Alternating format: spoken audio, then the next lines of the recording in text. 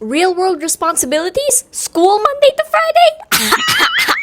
Let's turn this quote-unquote quick layover into a 4-day rebellion and life where the only syllabus is sunburns, spontaneous scooter rides, and Balinese feasts. We arrived so late last night that all we could manage to do was crash into bed. No exploring, no midnight stacks, just pure exhausted zombie mode.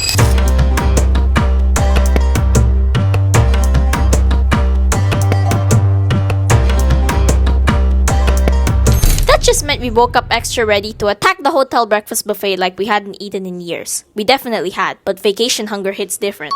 After stuffing ourselves with enough pastries and tropical fruit to fuel a small army, we did the most logical thing. Retreated back to the room for a strategic rest session, aka scrolling through socials and staying connected with family. Speaking of staying connected, make sure to give the video a thumbs up. Don't forget to like, subscribe to our socials, and hit the bell icon so you're always notified whenever we drop fresh content. This pool is basically screaming our name. Crystal blue water, that perfect, just cool enough temperature, and lounge chairs.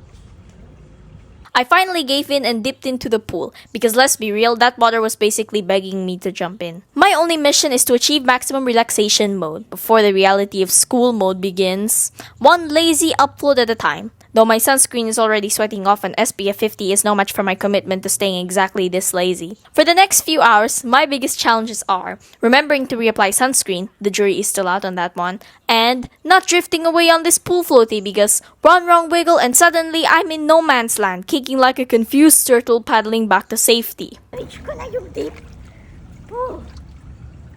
But hey, if the worst thing that happens today is me getting too relaxed, I'll call that a win.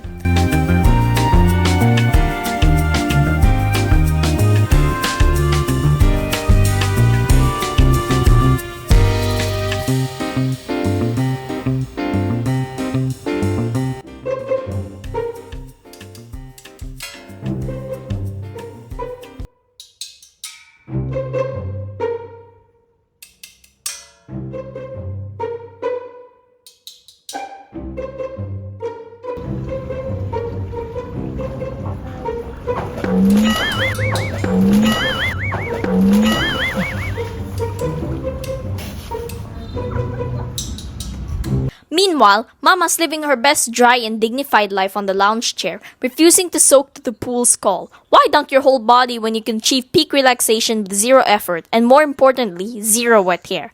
Absolutely no intention of moving unless it's for another food. After spending what felt like hours floating around in the pool, half relaxing, half panicking, I suddenly realized I was completely exhausted and my stomach was growling loud enough to scare my soul. I dragged myself out of the water, dripping everywhere, and told Mama, who was still perfectly dry and comfortable on her lounge chair of course, that I needed food immediately or I might actually perish right there by the poolside. And you don't want that, Mama, do you? You don't want your only daughter to perish.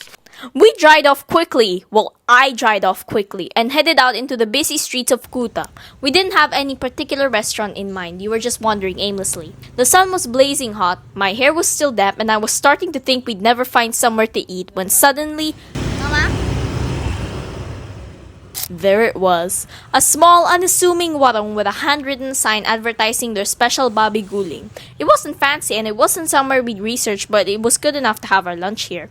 Without even discussing it, we both headed straight for the plastic chairs outside. The menu was simple. They basically served one thing, roast pig with all the traditional sides. We ordered 2 portions and some cold drinks, and within minutes we were presented with these plates of food. Last one. Oh.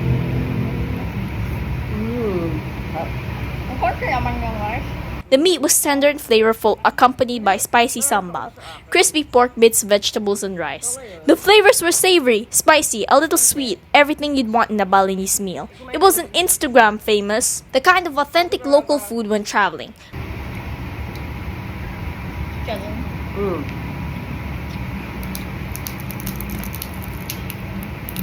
The pork skin wasn't crackling crisp. I thought it was gonna be crispy. Adobo. Parang ano siya, pork floss. Kainin mo, masarap There's siya. more than one type of floss.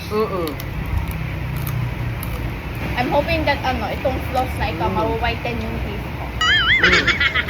By the time we finished, my hunger was completely satisfied and we were both in much better moods. And I saw this sign. Gigi, dentist pala ikaw.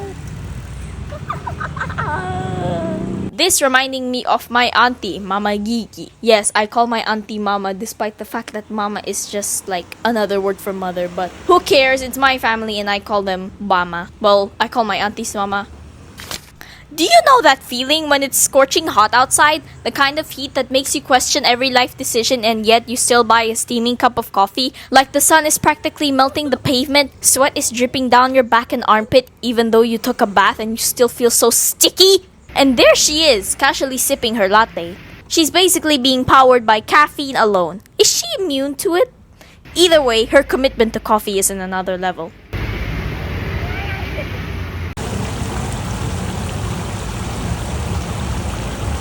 Just a few moments later, we found ourselves wandering through the vibrant neighborhoods of Kuta, soaking in the vibrant energy of everyday life. Kids squealing with laughter as tiny fish nibbled at their feet in a makeshift foot spa. Try natin. Try mo. Sige, pagbalik na lang. Other giggles mixing with the constant purr of motorbikes zipping past. A lazy dog sprawled across the sidewalk, completely loosened by the chaos.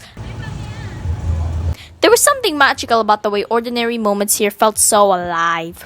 As we strolled further, the salty breeze guided us towards Kuta Beach, where the breathtaking sunset awaited.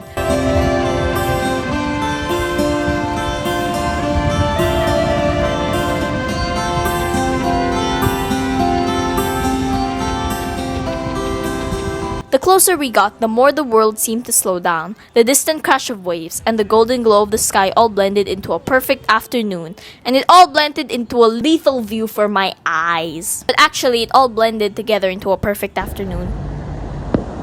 And over there, someone decided to light up their money. Well, I mean, they put on a fireworks display.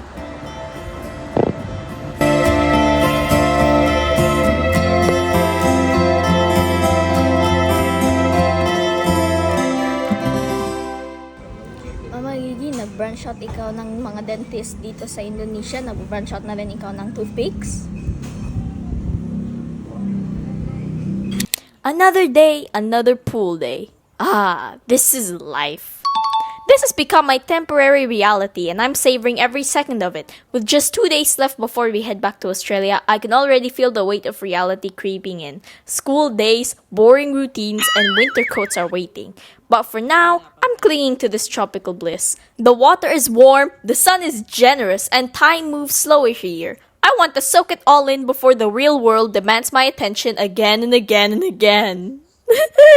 Why does real life have to be so brutal, man? This is the kind of luxury I'd never trade. The freedom to be in a pool or stroll along the beach any day of the year. Southeast Asia's weather is like a permanent invitation to live in swimwear, where every monsoon rains feel like a warm embrace rather than a deterrent. Unlike back home, where seasons dictate your plans, here the only question is, pool or ocean today? If you choose ocean, you can float in the shallows all day, or even all night without a care. You could literally eat your breakfast while bobbing in the waves the next morning, because the worst thing that might bother you is an overly curious fish. But in Australia, oh, if you tried that, you wouldn't have breakfast. You would be breakfast. Oh, no. Between the sharks, jellyfish, and crocodiles, depending on where you are, the ocean isn't just a swim spot, it's a survival challenge, and I'm not even exaggerating. The wildlife there treats the water like its personal buffet. And don't even get me started on the spiders and the snakes. Anyway, enough of that. I'm not trying to be nitpicky, I'm just stating facts. In Southeast Asia, the sea is your playground. The shallow seas, of course. In Australia, it's more like a thrilling game of how long can I stay in before somebody tries to eat? Even in the waves of the water can drag you into your last breath. But for now, I'm milking every second of this poolside holiday. Why wander anywhere else when I've got fresh chlorinated crystal water and sunshine? No crowds, no itineraries, just me and this floaty that isn't even mine, and the glorious absence of real world, and of course Mama in a distant lounge chair. Sure, monsoon season brings its quirks, sudden downpours, choppy waves, or the occasional overcast sky. But even then, the water stays inviting. Raindrops mixing with pool water, knowing you're still warmer than you'd ever be in an Australian winter. Right now, this is my paradise. After swimming, splashing, and pretending to be a mermaid, I suddenly realized just how exhausting doing absolutely nothing in the water can be. My arms felt like noodles, my energy was drained, and my stomach started growling louder. Clearly, it was time to refuel. Energy levels hit zero and our stomachs started growling louder. There was only one solution. Food! And not just any food, we needed a meal worthy of our very hard work of relaxing all morning. So we dragged our sun-kissed, slightly pruny selves out of the pool and made our way to this eatery.